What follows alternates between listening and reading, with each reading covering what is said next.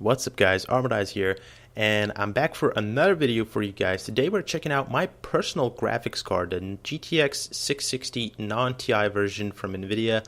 And this card, I have it for over 5 years, believe it or not.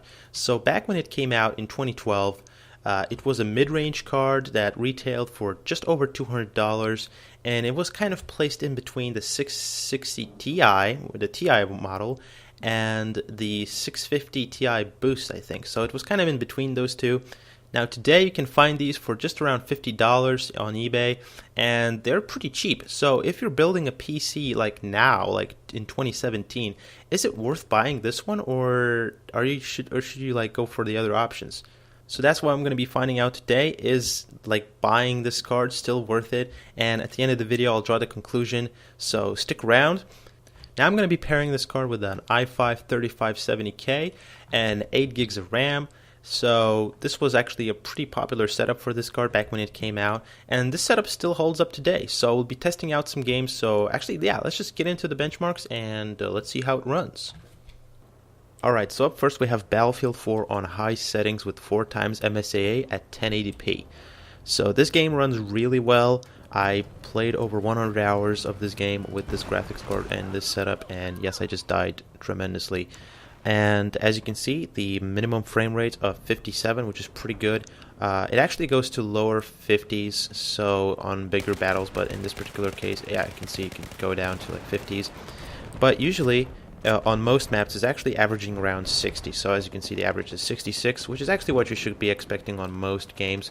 Like this map, for example, on this map it runs really well in the 60s. And it really is fun to play, and it runs really, really well. So definitely Battlefield 4 on this graphics card, you can still play it, and it still works really great. Alright, so up next we have Fallout 4, and what the fuck?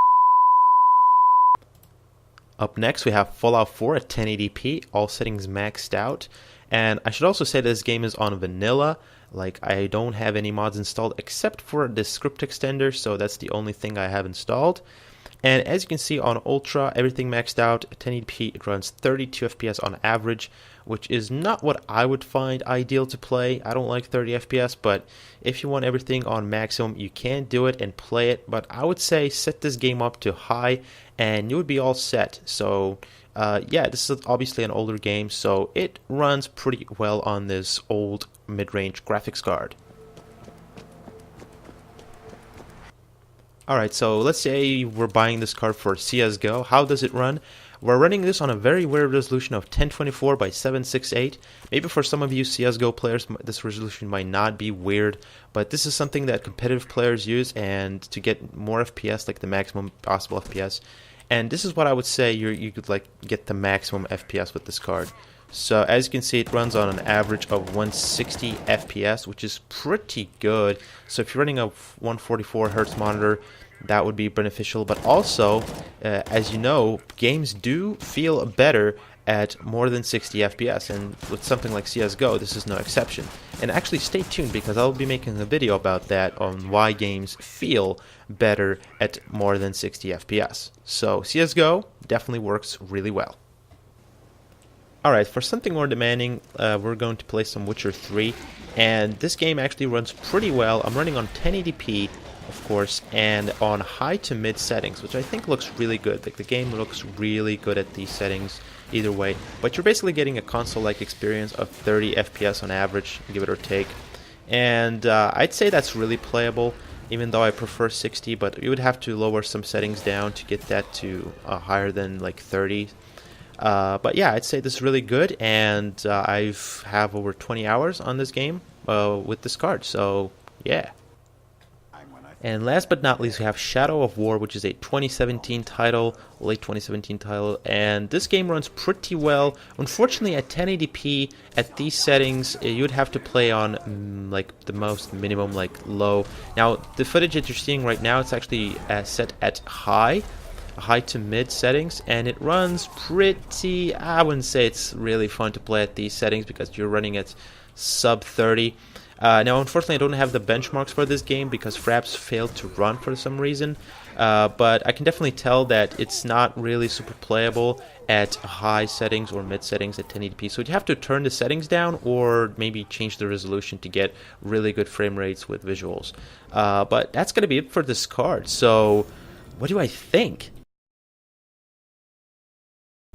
Alright guys, so at this point, the GTX 660 is a 5-year-old GPU. It actually turned 5 years old last month. And surprisingly, it can still run games at a pretty respectable frame rates and resolutions and graphic settings. So would I recommend it? Well, it depends, because depending on your budget, you can get a 1050 right now, or a GT 1030, which is actually a really good card. The GT 1030, man, that card is good. So if you're on a tight budget, but you can definitely, like, there are loads of options, but if you can find these on eBay for like 25 or maybe up to 50 bucks, I wouldn't pay more than 50 bucks for these cards, but definitely at sub 50, maybe 25, as I've said before, this card is great. So that's it. That's for this video. If you guys want me to release more tech videos, then definitely click the like button. I want to branch out into other categories of just making videos. So if you enjoyed this is my first tech video, definitely click the like and subscribe if you want more. So I'll catch you guys later.